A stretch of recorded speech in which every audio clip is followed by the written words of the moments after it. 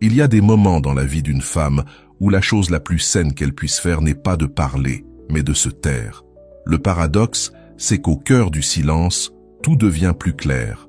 Non pas parce que l'autre élève la voix, mais parce qu'en te retirant, tu laisses de l'espace pour que la vérité se manifeste.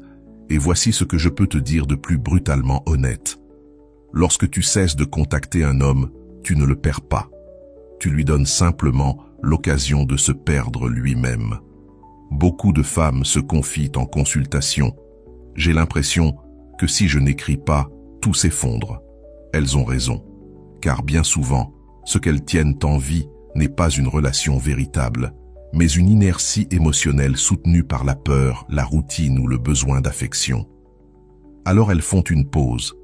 Ce qui devait être un silence de 2 jours devient un miroir qui leur renvoie la question la plus inconfortable. Et si je ne réécrivais jamais? Ce n'est pas une stratégie, ni un jeu de pouvoir. C'est un acte de dignité émotionnelle. Mais c'est aussi un risque, car ce silence, né d'un instinct d'autoprotection, peut confirmer ta plus grande peur, qu'il ne revienne pas, qu'il ne te cherche pas, qu'il ne remarque même pas ton absence. C'est là que commence une paradoxale cruauté. L'homme qui répondait à moitié cesse de répondre totalement. Celui qui paraissait distrait disparaît simplement.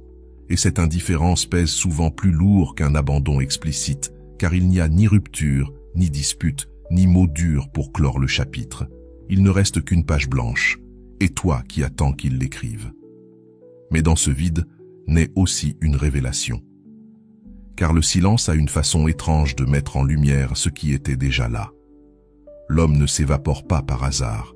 Sa réaction à ton silence en dit beaucoup plus que n'importe quel discours. Et toi, en résistant à la tentation de rompre ce silence, tu deviens témoin d'une vérité nue, sans fioriture. L'essentiel, ce n'est pas tant sa réaction que ce que toi tu découvres pendant l'attente. L'anxiété, la colère, l'espoir, tout se mélange dans un tourbillon qui éprouve ta force intérieure. Mais c'est aussi une chance, une porte vers une compréhension plus honnête de ce que tu vivais réellement. Au début, il ne remarque pas ton absence comme toi tu ressens la sienne. Non pas parce que tu ne comptes pas, mais parce que son esprit masculin, surtout quand c'est toi qui as porté la relation, est conditionné à croire que le lien sera toujours là. Comme on s'attend à ce que la lumière s'allume dès qu'on appuie sur l'interrupteur, sans penser à l'électricité qui la rend possible. Pour beaucoup de femmes, ce silence est un séisme intérieur. Le téléphone pèse plus lourd. Chaque notification vide ressemble à une micro-trahison, car elles ont été socialement et culturellement éduquées à entretenir les liens, à maintenir la connexion, même quand cela fait mal. Avant de commencer, si tu es nouveau sur ma chaîne, profite pour t'abonner et activer la cloche pour continuer à recevoir mon contenu et t'aider à vivre une vie beaucoup plus épanouie. Cesser d'écrire n'est donc pas un simple geste, c'est défier une identité. C'est te demander « Qui suis-je si je n'ai plus besoin de courir après l'autre ?» Pendant ce temps, lui met parfois des heures, parfois des jours à réagir, parce que son attention se déplace par compartiments. Travail, amis, distraction. Toi qui étais une constante émotionnelle, tu deviens un silence, et l'être humain, si rationnel soit-il, est profondément dépendant de la répétition. Lorsque le schéma change, quelque chose en lui se trouble. Alors, il cherche des signaux. Mais attention, ce ne sont pas encore des signaux d'amour. C'est juste une vérification. Un petit message banal. Tout va bien, ou j'ai vu ça et j'ai pensé à toi. Une story qui semble adressée mais qui ne le confirme pas. Une chanson envoyée sans explication. Ce ne sont pas des preuves de nostalgie, mais des tentatives timides pour voir si la porte est encore entrouverte. Et c'est ici que beaucoup de femmes retombent dans le piège. Elles interprètent ce geste comme un signe d'amour retrouvé. Mais il ne s'agit pas de désir véritable. Il s'agit d'habitude, d'ego, d'un besoin de validation. Je veux savoir si je t'ai encore, non pas parce que je t'aime, mais parce que je ne supporte pas l'idée que tu puisses ne plus m'aimer. La différence est cruciale. Ce n'est pas une reconquête, c'est un test. Comme quelqu'un qui repasse devant une maison où il a vécu, juste pour voir s'il y a encore de la lumière aux fenêtres. Pas pour rentrer, seulement pour vérifier qu'il est toujours le bienvenu. Et toi, depuis ta maturité, tu dois te poser la vraie question. Suis-je disponible pour être testé ou est-ce que je mérite d'être choisi clairement? Voilà la puissance du silence. Il oblige l'autre à se positionner. Certains franchiront le seuil, d'autres tourneront les talons. Mais personne ne peut rester éternellement sur le pas de la porte. Et si son absence se prolonge, sache que tu ne perds pas, tu te libères. Car continuer à investir dans quelqu'un qui n'avait pas l'intention de construire avec toi n'aurait fait que t'alourdir davantage. Le silence, aussi douloureux qu'il soit, devient alors une réponse sans mots, mais plus éloquente que n'importe quelle déclaration. Complète, intention claire, geste concret. Parce que lorsqu'un homme se rend vraiment compte qu'il a été absent, il ne cherche pas à te convaincre du contraire. Il ne discute pas ton silence, il le reconnaît. Et dans ce simple acte de reconnaissance, il y a une maturité qui n'apparaît que lorsque l'ego cesse de diriger la conversation. Ce n'est pas ton silence qui l'a puni, c'est qu'il l'a confronté à lui-même. Il lui a arraché le bouclier de la routine et l'a obligé à regarder en face ce qu'il était sur le point de perdre. Et si vraiment il te valorise, il fera plus que simplement te chercher. Il se montrera avec des mots, avec des actes, avec de la vulnérabilité. Quand un homme disparaît après ton silence, ce qui fait le plus mal n'est pas son absence, mais la confirmation silencieuse que tu étais la seule réellement présente. Parce qu'une chose est de regretter ce qui a été, et une autre très différente est de se rendre compte qu'en réalité, il n'y avait rien de solide auquel s'accrocher. Seulement une suite de gestes unilatéraux que tu offrais avec l'espoir qu'un jour, lui aussi, se pencherait vers toi. Mais il ne l'a pas fait, et il ne le fait pas maintenant, pas parce que tu as peu de valeur, pas parce que tu ne comptes pas pour lui en tant que personne, mais parce qu'il existe des hommes qui ne sont pas disponibles émotionnellement. Pour personne, pas même pour eux-mêmes. Leur idée du lien est fonctionnelle, pas affective. Ils sont à l'aise tant qu'ils reçoivent, tant qu'on ne leur demande pas de profondeur. Mais lorsque la balance s'équilibre et qu'on leur demande plus qu'une présence intermittente, leur réponse est le silence le plus froid, celui de celui qui ne revient pas. Et là, surgit la pensée la plus cruelle, celle qui ronge de l'intérieur. Si je n'avais pas cessé d'écrire, il serait encore là. Et c'est possible, mais à quel prix? Au prix de ta dignité émotionnelle, de ton effort constant, de ton besoin de te faire remarquer. Alors, tu ne serais pas dans une relation, mais dans une représentation unilatérale de l'amour. Accepter que quelqu'un ne veut pas rester est l'un des actes les plus intimes d'amour-propre qui existent, parce que cela implique de renoncer à une illusion qui te donnait du réconfort, mais pas de vérité. Cela implique de te regarder dans le miroir sans justifier l'injustifiable, sans chercher des raisons externes, sans te dire « ce n'était pas le moment » ou « peut-être si j'avais agi autrement ». Non. Parfois, simplement, l'autre personne n'a pas la capacité émotionnelle d'aimer comme tu mérites d'être aimé. Et ce n'est pas ta faute. Le silence, dans ces cas-là, agit comme un révélateur. Il ne crée pas la distance, il la révèle. Et toi, en n'intervenant pas, en résistant à la tentation de sauver ce qui se dissout, tu permets à cette révélation de te libérer. Parce qu'au fond, même la douleur de perdre quelque chose de réel est préférable à la confusion de maintenir en vie quelque chose qui n'existait que dans ton désir. Alors si un jour tu te demandes « Pourquoi n'est-il pas revenu ? Pourquoi n'a-t-il pas lutté ?» Souviens-toi de ceci. Celui qui ne s'approche pas quand tu ne l'appelles pas n'a jamais vraiment pensé à rester. Il y a des hommes qui, en ressentant ton silence comme une perte réelle, ne se contentent pas d'envoyer des signaux vagues. Ils ne lancent pas de phrases ambiguës ni de petites histoires déguisées. Ils ne cherchent pas une réaction rapide pour soulager leur inconfort. Ils se rendent compte qu'ils ont été absents et ils agissent, sans détour, sans masque, sans attendre un signe de toi pour bouger. Ce n'est pas du romantisme tardif, ni des stratégies désespérées. C'est une reconnaissance honnête, souvent douloureuse, qu'ils ont laissé passer quelque chose de précieux. Pas parce que tu es parti, mais parce qu'ils n'étaient pas vraiment présents quand tu étais encore là. Et quand cette conscience arrive, le silence qui paraissait être une menace se transforme en une opportunité de réparer.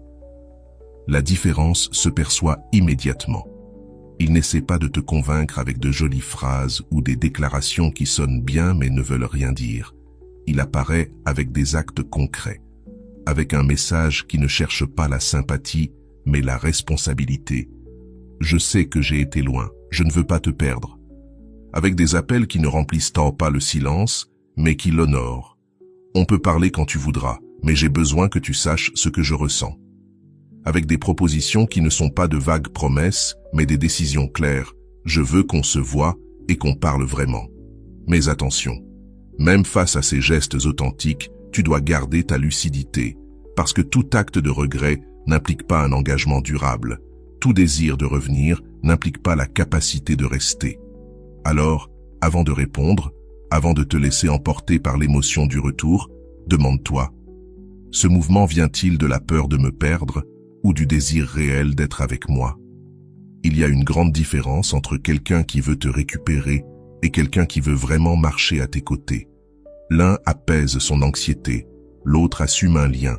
Et toi, qui as déjà assez vécu pour distinguer entre les gestes vides et l'engagement réel, tu mérites cette clarté. Ce n'est pas parce que tu es exigeante, mais parce que tu as appris parfois à coups d'épreuves que l'amour sans engagement émotionnel n'est qu'un jeu de mirage. C'est pour cette raison que le silence, lorsqu'il est authentique, ne manipule pas. Il libère. Pas immédiatement, ni sans douleur, mais il libère. Parce qu'en interrompant ce flux constant de validation, d'explication, de soutien émotionnel, tu crées ce que la psychologie appelle un espace intérieur. Et cet espace ne se remplit pas avec des distractions, ni avec des illusions, ni avec des désirs déguisés en certitude. Il se remplit de ce qui est réellement là quand le bruit s'arrête. Dans les liens affectifs, ce silence joue un rôle semblable à celui d'une pièce sombre. Au début, il inquiète. Tu ne vois rien. Mais avec le temps, ta vision s'adapte et tu commences à distinguer des formes, des nuances, des vérités que tu ne voulais pas voir. Et lui, de son côté, vit aussi cette obscurité émotionnelle. Selon son style d'attachement sécure, anxieux ou évitant, il réagira très différemment. Un homme évitant, par exemple, peut utiliser ton silence comme prétexte pour justifier sa fuite. Il se dira intérieurement « Elle s'est éloignée, donc ça n'avait pas de sens de continuer ». Mais cette conclusion n'est pas rationnelle, c'est une défense. Parce que le lien l'expose à une intimité qu'il ne sait pas gérer. Et plutôt que d'être vulnérable, il préfère se distancer. Pas parce qu'il ne ressent rien, mais parce qu'il ne sait pas ressentir de façon sécurisée. En revanche, un homme avec un attachement plus sécure, même s'il a été distrait, peut utiliser ton silence comme une opportunité d'introspection. Il ne s'enferme pas dans son ego. Il ne cherche pas des coupables. Il se demande avec honnêteté « Où étais-je, moi, pendant qu'elle était encore présente ?» Et de cette question naît une nouvelle forme de contact, moins impulsive, plus consciente, plus disposée à réparer sans avoir besoin que tu le sauves. Et toi, de ton côté, tu traverses aussi ce processus. Parce que le silence n'est pas seulement une stratégie d'attente, c'est un terrain fertile pour ton propre éveil émotionnel. Pendant que l'autre se révèle, toi aussi tu te révèles. Tu découvres si ce qui te manque est la personne ou seulement l'habitude, si ce qui te fait souffrir est l'absence d'amour ou la chute d'une idéalisation. Et c'est dans cette double clarté, la sienne et la tienne, que commence à naître la vérité. Pas une vérité confortable, ni immédiate, ni toujours pleine d'espoir, mais une vérité émotionnellement adulte, de celle qu'on ne crie pas, qu'on ne réclame pas. On les regarde dans les yeux, en silence, et on les comprend. Ils n'insistent pas. Les conversations se refroidissent, se dissolvent, et un silence naturel remplace ce qui, jusque-là, n'était maintenu que par son initiative. Il n'y a pas eu de dispute, pas eu de fermeture, seulement la preuve que si elle ne poussait pas, lui n'avançait pas. Ce genre de fin, même si elle fait mal, libère par sa cruauté, car il n'y a plus de masque. Daniel n'a pas disparu comme une punition. Il n'a tout simplement jamais eu d'intention profonde. Il n'était ni cruel, ni mal intentionné, il était juste disponible pour la superficialité. Et quand Sophie a cessé de maintenir la tension constante, elle a pu le voir sans confrontation. Le lien, faute de réciprocité, s'est dissous de lui-même.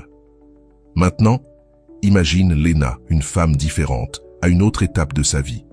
Elle était en couple depuis presque 1 an avec Ryan. Il n'était pas indifférent, mais ces derniers temps, il s'était éloigné, trop centré sur lui-même, peu présent. Elle se sentait seule, même accompagnée. Alors, elle prend une décision, une semaine de silence. Non pas comme un châtiment, mais comme une pause pour écouter son propre malaise sans autant de bruit. Au 3e jour, Ryan commence à la chercher, pas avec des messages vides. Il l'appelle, lui laisse un message vocal où il dit avoir réfléchi. Il ne sonne pas désespéré, il sonne sincère. Le 5e jour, il se présente. Pas avec des excuses, mais avec des fleurs, avec des yeux, qui ne fuyaient pas son regard. Il lui dit « Je sais que je me suis éloigné. Je ne l'ai pas vu avant, mais je suis là. Si tu veux parler, je veux t'écouter. » Il n'offre pas de garantie, ni de promesses éternelles, mais il y a quelque chose de différent.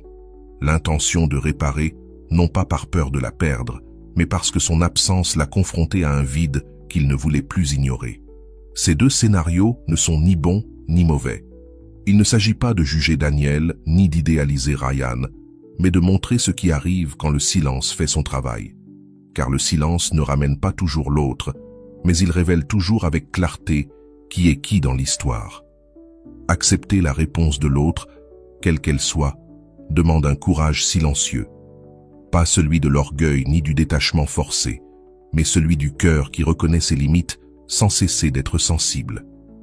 Parce que, qu'ils disparaissent ou qu'ils reviennent avec honnêteté, tu devras porter une vérité. Tu n'as aucun contrôle sur ce qu'il ressent, mais tu as le contrôle sur ce que toi tu acceptes de porter. Si sa réponse a été le silence définitif, ta tâche n'est pas de l'interpréter comme un jugement contre toi. Ce n'est pas le reflet de ta valeur, ni de ta capacité à aimer. C'est le miroir de sa propre limitation émotionnelle. Il n'est pas revenu parce qu'il n'a pas voulu, ou pas su, ou pas pu. Dans tous ces cas, ce qui te reste, ce n'est pas la culpabilité, mais la clôture. Un adieu qui n'a pas toujours besoin de mots, mais qui se consolide quand tu choisis de ne pas insister sur ce qui ne t'a pas été offert. C'est difficile, bien sûr, parce que quand il n'y a pas de véritable fin, l'esprit invente des scénarios pour donner du sens là où il n'y a que du vide. Mais l'amour n'a pas besoin de justifier ce qui n'a pas existé. Il a seulement besoin que tu t'autorises à cesser d'attendre quelque chose qui s'est déjà défini par son absence, non comme une résignation, mais comme une libération émotionnelle.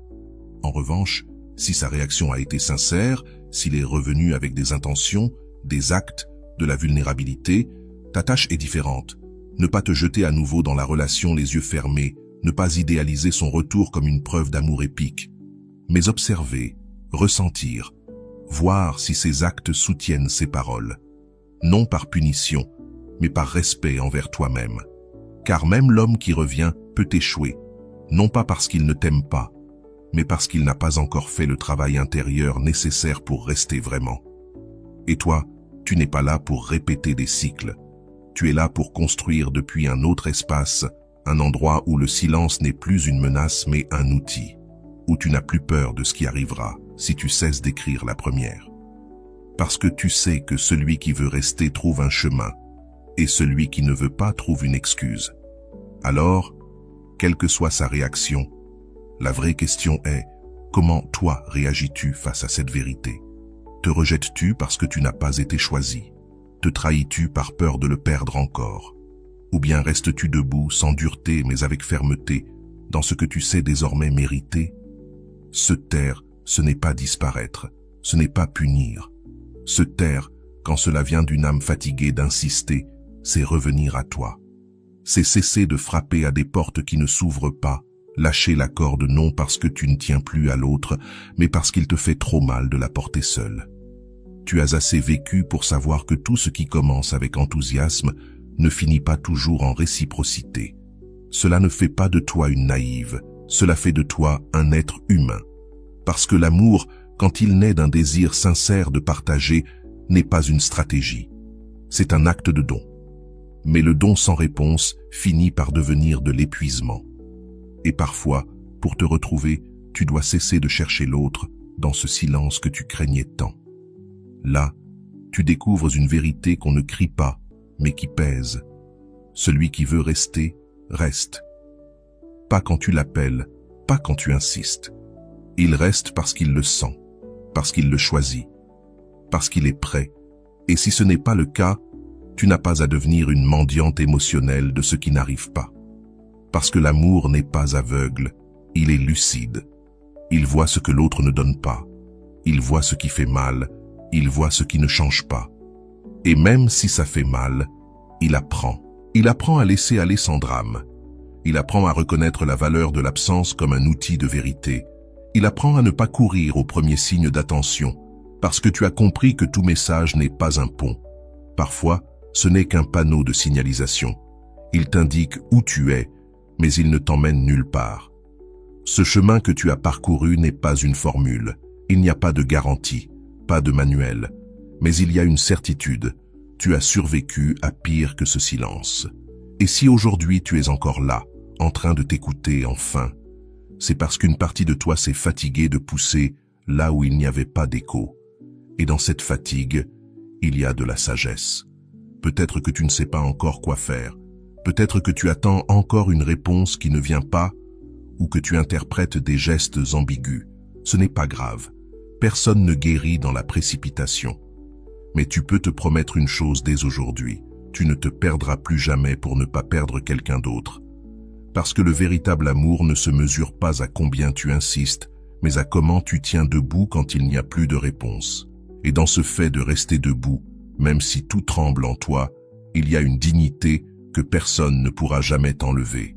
Et voilà, j'espère que vous avez trouvé beaucoup de valeur dans cette vidéo. Merci d'être resté jusqu'à la fin de cette vidéo, j'adore quand vous faites ça. Si vous voulez une autre vidéo sur ce sujet, écrivez en commentaire « J'en veux encore plus ». J'espère vous revoir dans une autre vidéo.